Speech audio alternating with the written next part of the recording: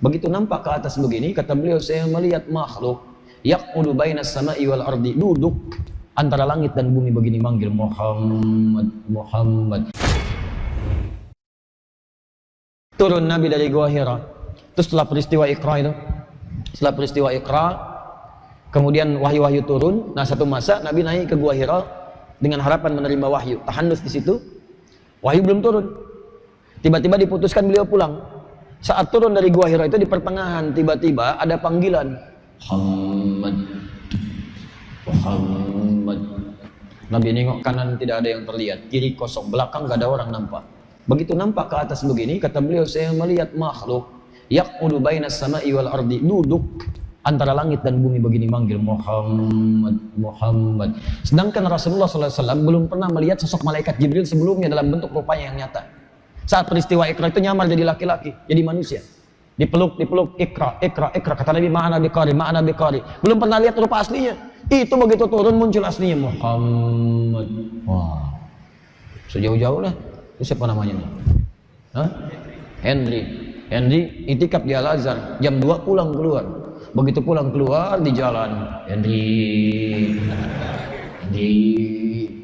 kanan kiri kosong, belakang nggak ada, ya kan? Nengok ke atas, Henry, sendal ketinggalan. Henry, jubah putih, rambut agak panjang. Bagaimana tuh perasaannya? Udah nggak pakai perasaan, lari dia. Gak pakai perasaan.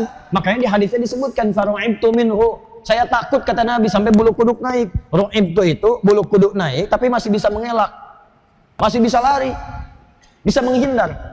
Kalau tidak bisa menghindar, sulit menghindar, sulit, susah, udah terperangkap, itu bahasa Arabnya aujas, aujasa, aujasa minal khifah. Makanya Nabi Ibrahim, kakek buyut Nabi yang ke-30, kakek Nabi yang ke-30, Nabi Ibrahim, itu pernah kejadian serupa juga. Tapi Nabi Ibrahim gak bisa menghindar, diabadikan di Quran surah 51 Ad-Dariyat ayat 24 sampai ayat 30. Ya, bagaimana keadaannya? Hal ataka hadithu dhaifi Ibrahim al-mukramin, apakah anda pernah dengar kisah Nabi Ibrahim yang memuliakan tamu-tamunya yang datang di malam hari? Iddakhalu alaihi faqalu salama, ketika mereka minta izin pamit mengucapkan salam, izin datang masuk, ketuk pintu mengucap salam, assalamualaikum, assalamualaikum. Ya, antum dah malam-malam 1:30 ada yang ketok pintu, assalamualaikum, assalamualaikum. Dijawab nggak? Jawab. Hukum menjawab salam wajib. An-Nisa 86. Wa idza hayyitum bi tahiyyatin fahayyu bi ahsana minha. Jawab wajib. Mengucapkan salam sunnah, menjawab wajib. Assalamualaikum, waalaikumsalam. Assalamualaikum, waalaikumsalam. Assalamualaikum, waalaikumsalam. Buka dong. Enggak. Nabi Ibrahim tidak. Faqala salam, waalaikumsalam warahmatullahi wabarakatuh. Buka, begitu dibuka nampak orang asing. Agak banyak qaumun munkarun. Saya nggak kenal orang ini. Asing, kalau asing bukan penduduk sini. Kalau bukan penduduk sini berarti menempuh perjalanan jauh. Kalau menempuh perjalanan jauh berarti lelah. Kalau lelah berarti tidak boleh saya banyak tanya. Dipanggil ke dalam, diminta istirahat duduk. Faragha ila ahlihi faja'a bi'idlin samin. Kembali ke dapur, tanya pada istri tercinta Sayyidah Sarah, kita punya kedatangan tamu sekarang malam ini, ada nggak menu terbaik untuk menjamunya? Kata beliau, susah, nggak ada stok makanan. Pergi ke belakang melihat ada anak sapi, lembu, masih sempat nyembelih bikin gulai malam-malam, memuliakan tamu. Hal yang mustahil untuk dikerjakan oleh orang biasa, dikerjakan oleh Nabi. Jamu tamu, ikramid dhaif. Begitu sudah selesai, faqarrabahu ilaihim, maka didekatkan, dihidangkan kepada tamu-tamunya. Masya Allah, begitu dihidangkan Nabi Ibrahim ikut duduk begini, tapi tamunya dilihat gak nyentuh makanan, dilihatin aja. Kata Nabi Ibrahim, qala ala ta'kulun, kok gak dimakan? Diamati dari atas ke bawah, Masya Allah, rambut agak panjang, jubah putih sampai ke bawah, kaki dilihat tidak napak ke lantai. Karena malaikat gak makan, dia gak minum, dalam urusan dunia gak ada, gak napak.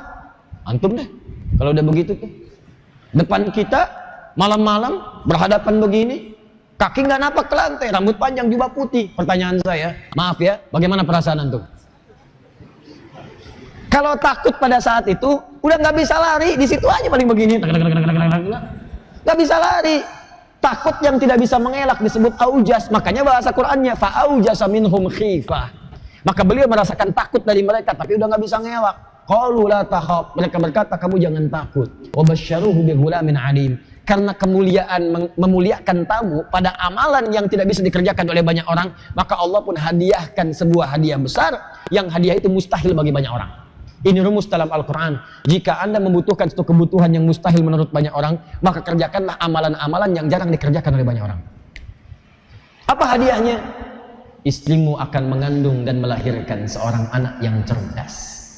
Istri yang dimaksudkan bukan Sayyidah Sarah, bukan Sayyidah Hajar, tapi Sarah. Sarah itu divonis secara medis dan klinis, maaf, monofus dan mandul. Udah nggak mungkin punya keturunan secara medis. Makanya ketika mendengar keterangan tadi, keluar beliau menepuk, kemudian fasokat wajah, nepuk pipinya. Apakah yang seperti ini masih punya keturunan?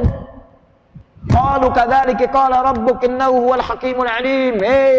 Tuhanmu Allah telah menetapkan karena suamimu berbuat baik pada malam hari ini dengan kebaikan-kebaikan yang luar biasa. Dia hakimun alim, maha bijak dalam menilai hambanya, maha tahu bagaimana kesungguhan ikhtiar hambanya.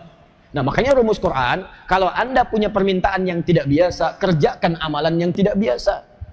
Kata dokter mustahil nih, nggak bisa sembuh. Kata orang mengatakan mustahil nih, nggak bisa dapat. Kerjakan amalan yang tidak biasa. Orang tidur, antum bangun. Orang makan, antum puasa. Orang baca Quran 1 juz, antum 10 juz. Baca. Setelah itu berdoa kepada Allah Subhanahu wa Ta'ala. Karena amalan itu bisa jadi wasilah untuk mengharapkan jawaban doa. Dalilnya Quran surah kelima Al-Maidah ayat 35. Kanan sebelah bawah. Sebelum 36 paling akhir 35. Ya ayyuhalladzina amanu taqullaha wabtaghu ilaihil wasilah. Hei orang-orang beriman, tingkatkan takwamu kepada Allah dan cari wasilah untuk memohon. Di antara wasilah itu amal soleh. Boleh antum setelah beramal soleh minta kepada Allah dengan amal soleh itu, boleh, sah. Seperti di Al-Bukhari pernah saya sampaikan, kisahnya panjang sekali.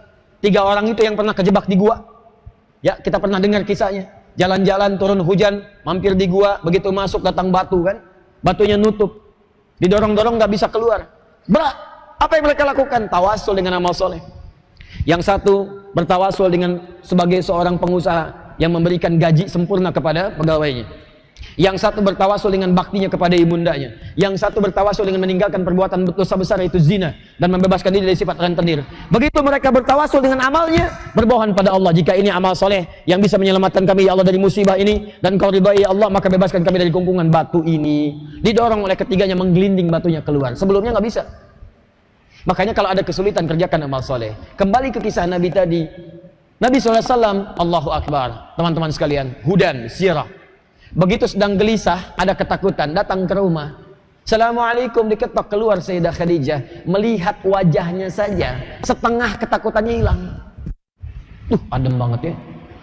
Kalau istri seperti itu luar biasa, Bu. Ya, makanya di Quran istri itu disebutnya diibaratkan bulan. Ya, ibu bulan, suami disebut matahari. Inni ra'aitu hada asyara kaukaban wasyamsa wal qamara ra'aituhum li sajidin. Ya, ra'aituhum li sajidin. Surat Yusuf. Ya, kata Nabi Yusuf, saya mimpi Pak tadi malam 11 bintang gemintang, 1 matahari, 1 rembulan. Hormat sujud kepada saya. 11 bintang gemintang saudara-saudaranya yang 11 orang. Ya, syamsa matahari itu gambaran dari ayah, suami laki-laki. Qamar itu gambaran dari ibu, perempuan, istri kalau untuk suami. Di laki-laki itu mesti menjadi seperti matahari. Apa tugas matahari? Menyinari. Di sinar itu ada kekuatan. Di sinar itu bisa mengeringkan pakaian yang basah. Maka suami seperti matahari, berikan kekuatan perlindungan kepada istrinya. Qawam namanya. Quran surah 4 ayat 34. Ar-rijalu qawwamuna 'alan nisa. Sengat yang mengganggu keluarga, sengat tuh. Dengan izzah yang paling mulia. Kalau ada masalah di istri Anda mengalir air matanya, keringkan air mata di pipi Anda dengan kalimat-kalimat yang terbaik. Tapi perempuan bulan tuh indah, dipandang enak. Coba lihat keluar, lihat rembulan, enak ngelihat, baru lihat tuh sudah enak. Indah, baik, raut wajahnya macam-macam. Sayyidah Khadijah, anti qamarun, masya Allah. Sudah. Kalau dalam bahasa Arab ada tashbih, ya anti kal qamari fil jamalah. Kamu itu bagaikan bulan dalam keindahannya. Tapi kalau dibuang kemudian ada itu tasbihnya, dibuang kemudian wajah sibahnya, langsung dimunculkan anti komarun. Bulan ini adalah Anda, indah dalam akhlaknya. Cantik itu bisa relatif, Pak. Kalau jelek mutlak. Ya. Tapi kecantikan akhlak itu paling indah.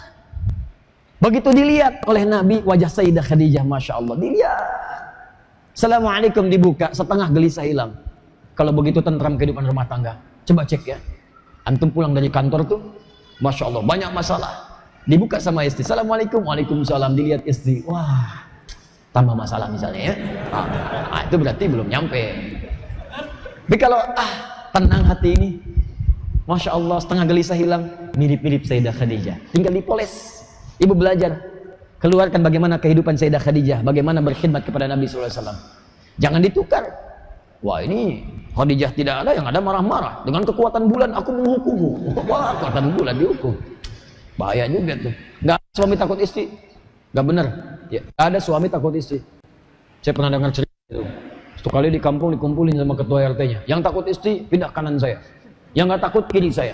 Masya Allah, semua ke kanan, Pak. Kecuali satu, ke kiri dia. RT-nya bingung. Anda nggak takut sama istri? Iya, Pak. Saya sama istri saya disuruh ke kiri. Saya sama istri saya disuruh ke kiri. Takut juga.